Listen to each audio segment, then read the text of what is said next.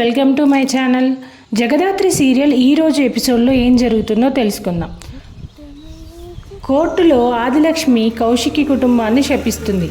సురేష్ను ఆ కుటుంబానికి దూరంగా ఉండమని చెప్తుంది. ఆదిలక్ష్మిని పోలీసులు తీసుకెళ్తుంటే అత్తయ్య గారు నేను కంప్లైంట్ చేయలేదని అంటుంది కౌశికి. ఇంతలో సురేష్ కూడా కౌశికిని తిడతాడు. నువ్వు ఇంకా కప్పిపుచ్చుకోవాలనుకుంటున్నావా అంటూ ప్రశ్నిస్తాడు. షష్ఠి పూర్తి రోజు నువ్వు మా ఇంట్లో అడుగుపెట్టినప్పుడే మా ఇంట్లో పతనం మొదలైంది. నీ వల్లే మా నాన్న చనిపోయాడు, మా చెల్లి అమ్మ జైలుకు పోయారు. నా కుటుంబాన్ని ఇంత నాశనం చేసి కూడా ఇంకా నటిస్తున్నావా అని అడుగుతాడు సురేష్. బావ, అక్క గురించి అందరికంటే నీకే బాగా తెలుసు. ఖచ్చితంగా అక్క ఈ పని చేసి ఉండదు, ఎవరో కావాలని అక్కని ఇరికించి ఉంటారు అంటాడు కేదార్. అవునన్నయ్య, తొందరపడి వదినని నిందించకండి అంటుంది ధాత్రి. ఏ తప్పు చేయని మా అమ్మని నిందించింది ఈ కౌశికి. ఇలాంటి వాళ్ళతో కలిసి ఉంటే రేపు నాకు కూడా ఇదే గతి పడుతుంది. గుడ్ బై కౌశికి అని సురేష్ వెళ్ళిపోతాడు. కౌశికి ఏడుస్తుంది. ధాత్రి, కేదార్ కౌశికిని ఓదారుస్తారు. మా ప్లాన్ ప్రకారం కౌశికి వదినని సురేష్ అన్నయ్యను విడగొట్టాం. ఇక కౌశికి వదిన కేదార్ విషయంలో కలగజేసుకోదని మనసులో అనుకుంటుంది నిషిక. ఇంతలో కౌశికి కోపంగా నిషికను కొట్టి గొంతు నులుముతుంది. వైజయంతి అడ్డుపడుతుంది. ఏం చేస్తున్నావో నిలదీస్తుంది. తప్పు చేసిన మీ అత్తగారికి శిక్ష పడడంలో తప్పేం లేదు అంటుంది. దీంతో బయటకు వెళ్ళిన కౌశికి ఏడుస్తుంది. తర్వాత ఇంటి దగ్గర కూర్చుని ఏడుస్తున్న కౌశికి దగ్గరకు ధాత్రి, కేదార్ వస్తారు. అక్క, ఇదంతా ఎవరో నిన్ను ఇరికించడానికి ప్లాన్ చేసినట్టు ఉంది అంటాడు కేదార్. నన్ను ఇరికించాల్సిన అవసరం ఎవరికి ఉంటుంది కేదార్ అంటుంది కౌశికి. వదిన తప్పుగా అనుకోనంటే నా అనుమానం యువరాజ్ పైనే ఉంది. మీ సంతకం ఉన్న కంప్లైంట్ పేపర్ పోలీస్ స్టేషన్కి వెళ్ళింది.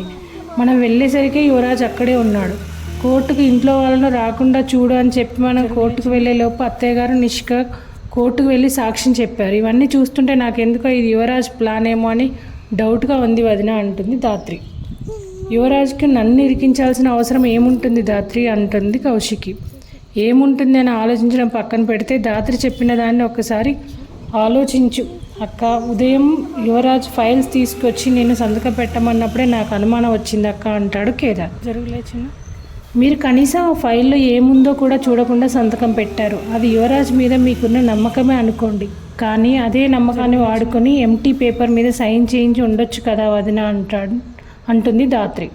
మీరు చెప్పింది నిజమే అనుకున్నా నన్ను ఇరికించడం వల్ల నన్ను సురేష్కు దూరం చేయాలనుకున్న వాళ్ళకి ఏం లాభం చెప్పు అంటుంది కౌశికి.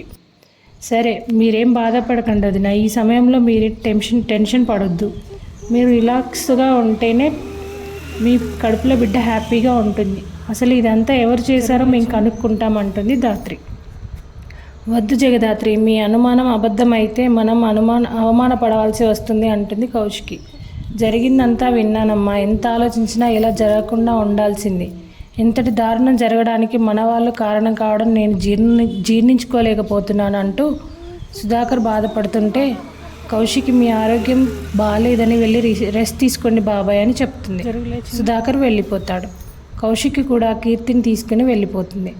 ధాత్రి, కేదార్ మాత్రం కౌశికి గురించి ఆలోచిస్తారు. ఇది ఎవరు చేశారో కనుక్కోవాలి కేదార్ అంటుంది ధాత్రి.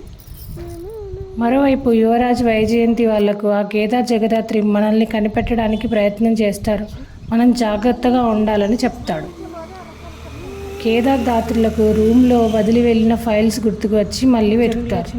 యువరాజ్ మ్యారేజ్ సర్టిఫికెట్ కాలుస్తాడు. ఇంతటితో ఇవాళ ఎపిసోడ్ అయిపోతుంది. రేపటి ఎపిసోడ్లో ఏం జరుగుతుందో తెలియాలంటే రేపు మన ఛానల్లో పోస్ట్ చేసే వీడియో చూసేయండి. ఈ వీడియో మీకు నచ్చితే లైక్ చేయండి. మరిన్ని ఇలాంటి సీరియల్ అప్డేట్స్ కోసం వెంటనే మన ఛానల్ని సబ్స్క్రైబ్ చేసుకోండి. Thank you.